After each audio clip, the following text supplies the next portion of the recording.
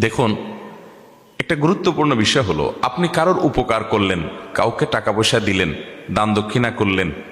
সাধারণত আমাদের অভ্যাস হলো আমরা তার কাছ থেকে স্বীকৃতিটা আশা করি, যে লোকটার জন্য এত কিছু করলাম, অন্তত সে মুখে স্বীকার করুক যে আমি তার জন্য করছি। এটা আশা করি না আমরা অনেক সময়। সূক্ষ্ম একটা বিষয় হলো, এটাও আপনার লৌকিকতা কিংবা মানুষের কাছ থেকে আপনি বিনিময় আশা করার যে অপরাধ, সেটার মধ্যে সামিল হওয়ার ভয় আছে। দেখেন, অনেক সূক্ষ্ম একটা ব্যাপার। কিন্তু আল্লাহ তাআলা কোরআনে বলেছেন, وَيُطْعِمُونَ الطَّعَامَ عَلَى حُبِّهِ مِسْكِينًا وَيَتِيمًا وَأَسِيرًا إِنَّمَا نُطْعِمُكُمْ لِوَجْهِ اللَّهِ لَا نُرِيدُ مِنكُمْ جَزَاءً وَلَا شُكُورًا।